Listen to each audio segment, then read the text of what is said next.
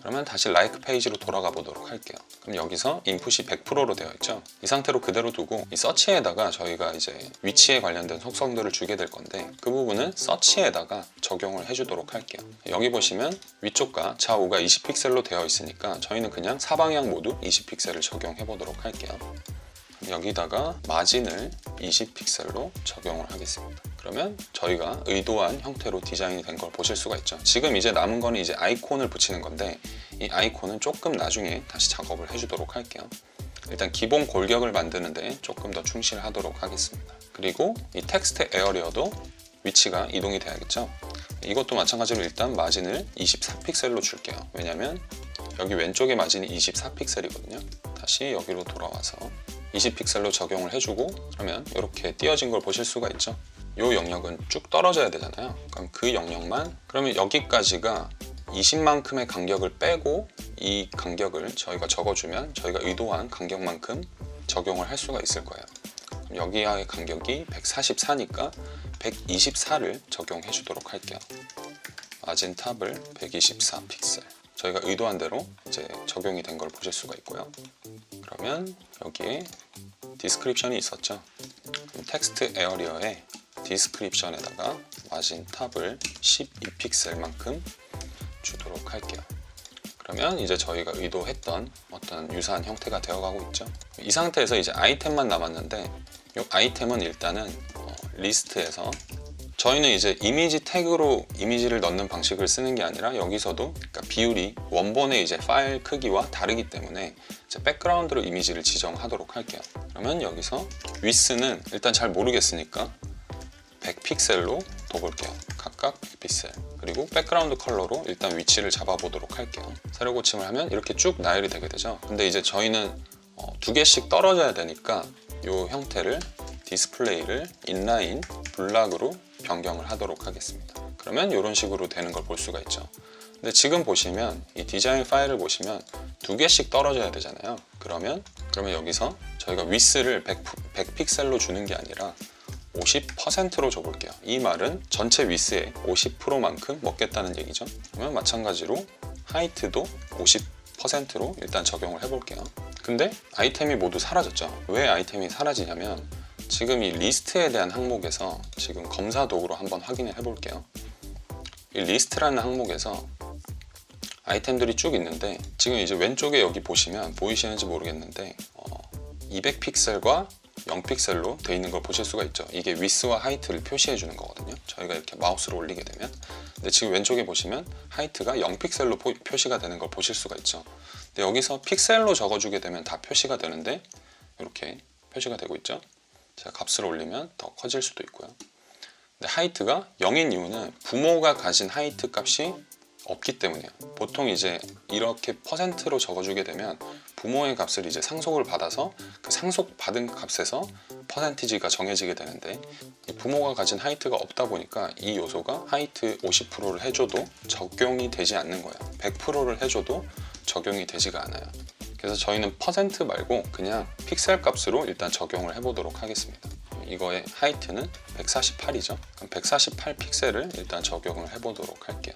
저장을 하면 이런 식으로 되는 걸 보실 수가 있죠. 근데 지금 이렇게 인라인 블락을 적용을 하게 돼도 여전히 50%만큼 공간은 있는데 지금 적용이 안 되는 거 보실 수가 있죠. 이거에 대해서 제가 잠깐 보여드릴게요. 인라인 블락의 단점이기도 한데요. 예를 들면 여기서 위스를 40%로 변경을 한번 해보도록 할게요. 그럼 이런 식으로 이제 아이템이 오른쪽으로 정렬이 되게 됐죠. 근데 이제 우측의 공간은 굉장히 비게 되는데 지금 보시면은 이 인라인 블락을 적용하게 됐을 때는 이 사이에 간격이 생기게 돼요.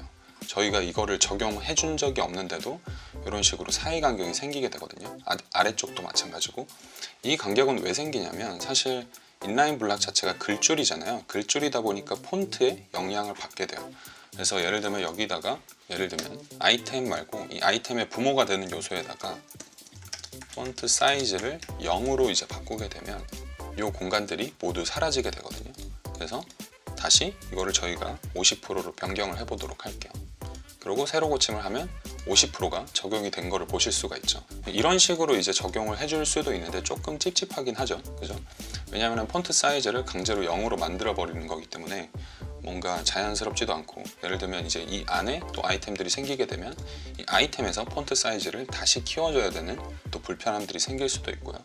근데 일단은 인라인 블록을 만약에 쓰신다면 이런 형태로 이 갭들을 모두 지워줄 수는 있어요. 이제 이 상태에서 이 모든 아이템들의 백그라운드 이미지를 만들어주면 되겠죠. 그거는 조금 반복적인 일이니까 좀 빠르게 제가 작업을 하도록 하겠습니다. 댄스 차일드로 해서 여기다가 URL 하고 이미지 폴더에서 왼쪽에 보시면 like 1이 있죠. likes라고 되어 있네요. likes 1. 이게 1번이고 지금은 반복적인 작업이죠. 2번, 3번, 여기도 2번, 3번, 4번 이렇게 저장을 해서 한번 볼게요. 그럼 이런 식으로 적용이 되게 됐죠. 그리고 두 개도 그냥 반복되는 걸로 하도록 할게요.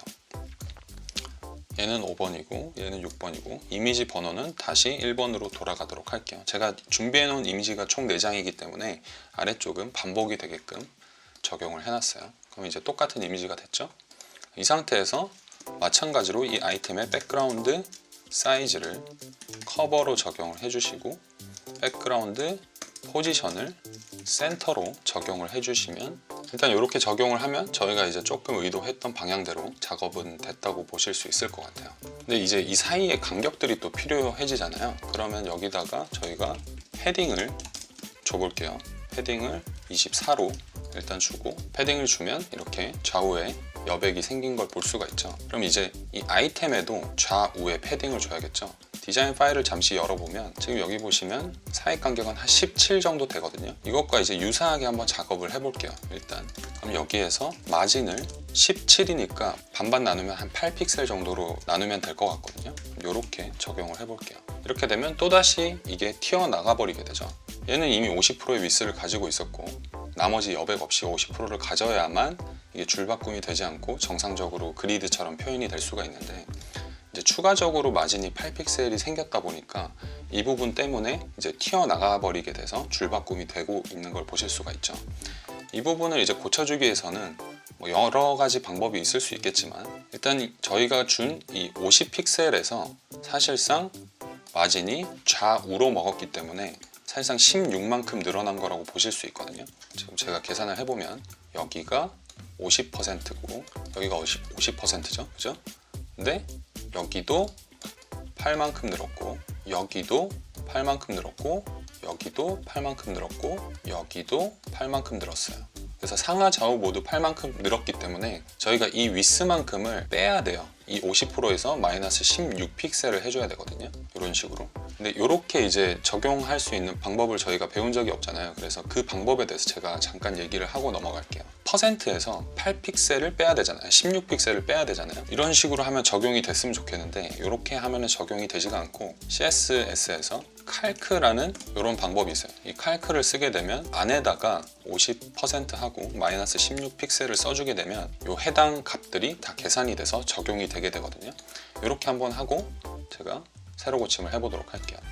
그러면 지금 위스에서 좌우에 있던 16픽셀만큼을 저희가 빼줬으니까 그리드처럼 다시 보여지게 됐죠. 그렇게 되면 저희가 의도했던 이 간격들이 다 맞아 떨어지게 됐어요. 근데 이제 한 가지 남은 부분은 저희가 이 부분을 24픽셀로 적용을 해놨었기 때문에 24픽셀 플러스 8픽셀이 됐죠. 그럼 총 32픽셀이 된 거죠. 근데 저희의 의도는 24픽셀이니까 이 24픽셀에서 8픽셀을 빼서 이 부분을 적용을 시켜주면 될 것 같아요. 그렇게 되면 16픽셀을 패딩으로 적용을 해주면 돼요. 이렇게 하고 새로 고침을 하면 딱 저희가 의도한 대로 이제 그리드가 된 거를 보실 수가 있죠. 이렇게 하고 나서 여기도 마찬가지로 보더 레디우스를 5픽셀 적용을 해주게 되면 이제 거의 유사한 형태로 디자인 된 거를 확인을 하실 수가 있어요. 굉장히 복잡하죠, 생각보다. 왜냐면 이 마진을 매기고 하는 부분들이 여러 가지 것들이랑 다 얽혀 있기 때문에 생각보다 이런 것들을 표현해주기가 쉽지는 않아요. 다음 비디오에서는 저희가 이제 이 부분을 조금 더 쉽게 표현하기 위한 방법 방법으로 그리드라는 디스플레이 속성을 써볼 거예요. 그 그리드를 쓰시면 저희가 이렇게 고생하지 않아도 굉장히 쉽게 어떤 이런 그리드 형태의 UI를 표현할 수 있는 방법이 생기거든요. 이제 다음 비디오에서